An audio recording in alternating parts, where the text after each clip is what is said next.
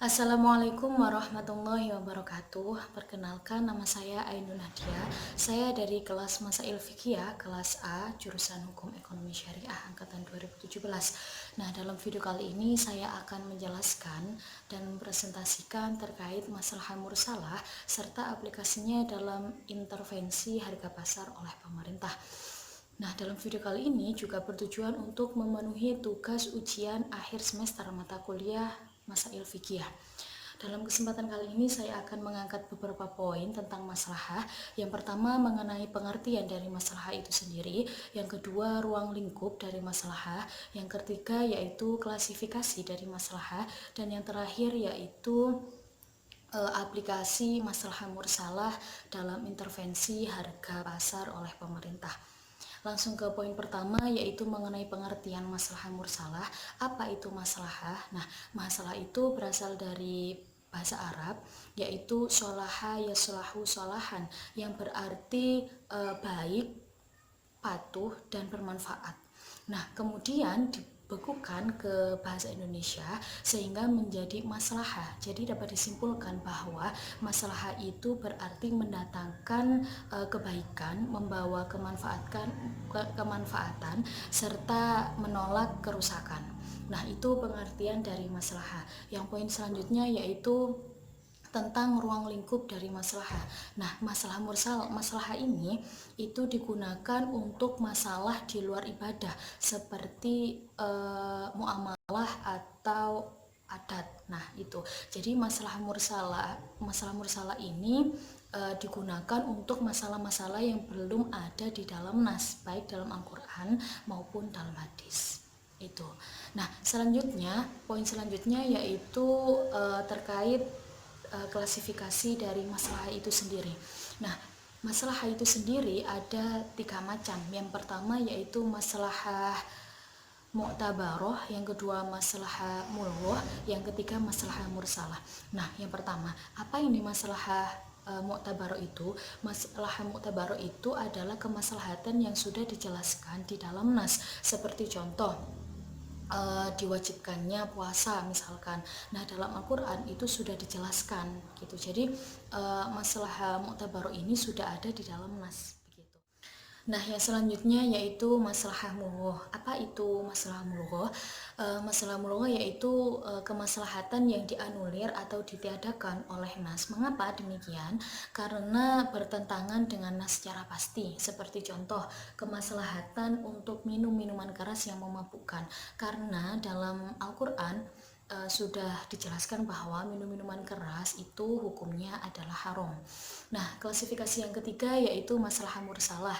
Masalah mursalah yaitu kemaslahatan yang tidak memiliki acuan di dalam nas, baik dalam hal melegitimasinya atau menolaknya, seperti penulisan dan penyatuan Al-Qur'an menjadi satu mushaf.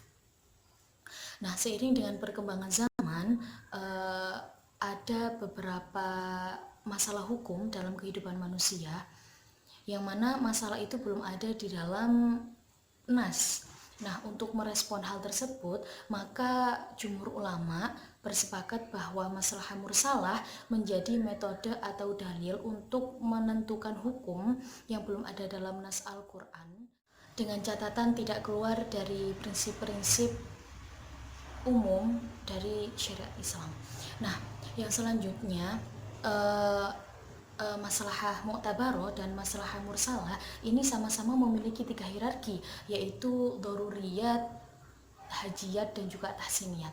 Nah, apa itu doruriyat? Nah, doruriyat itu ialah kebutuhan yang harus ada dalam kehidupan manusia. Jadi doruriyat itu ialah kebutuhan yang paling utama dalam kehidupan manusia, dimana apabila kebutuhan ini tidak terpenuhi, maka kehidupan manusia akan terancam.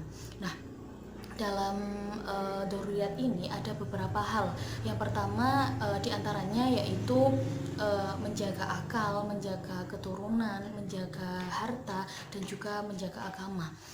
Menjaga harta seperti contoh melakukan sedekah, terus menghindari korupsi, seperti itu contohnya. Terus Nah, yang kedua yaitu hajiat. Hajiat itu adalah kepentingan yang masih di bawah daruriyat. Jadi hajiat ini dilakukan apabila daruriyat telah terpenuhi, seperti itu. Nah, yang ketiga yaitu tahsiniyat. Tahsiniyat ini adalah kepentingan yang dilakukan setelah memenuhi kebutuhan daruriyat. Nah, apabila kebutuhan tahsiniyat ini tidak terpenuhi, maka tidak akan menimbulkan kesulitan atau tidak akan mengancam dalam kehidupan manusia.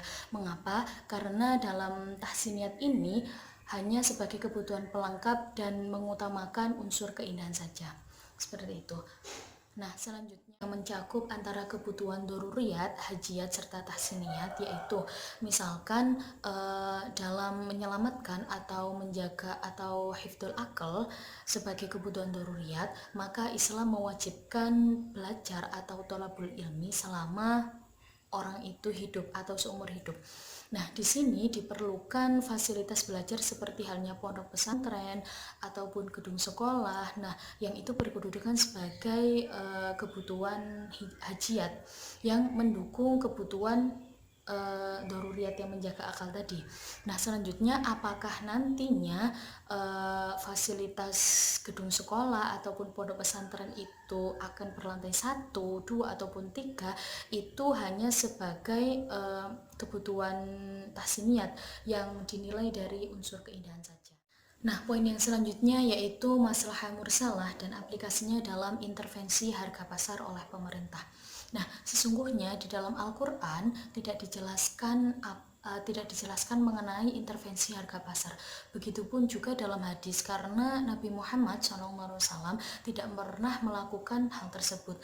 Akan tetapi dalam kondisi tertentu, pemerintah boleh melakukan intervensi harga pasar tersebut. Seperti contoh yang awalnya harga cabai misalkan 10.000 per kilogram.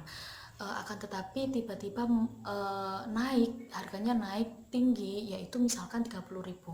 Nah, dalam hal tersebut pemerintah boleh melakukan intervensi harga pasar, dengan catatan pemerintah tidak boleh sewenang-wenangnya dalam melakukan intervensi harga, akan tetapi harus menunggu hasil dari kajian dari pakar ekonomi, karena pakar ekonomi sebagai pemegang otoritas. Nah, setelah pakar ekonomi memberikan hasil kajiannya kepada pemerintah, maka dari itu pemerintah boleh mengambil upaya preventif atau boleh melakukan intervensi harga pasar, seperti itu. Nah, demikian dari saya. Apabila ada salah kata, saya mohon maaf yang sebesar-besarnya. Semoga video ini bermanfaat. Terima kasih. Wassalamualaikum warahmatullahi wabarakatuh.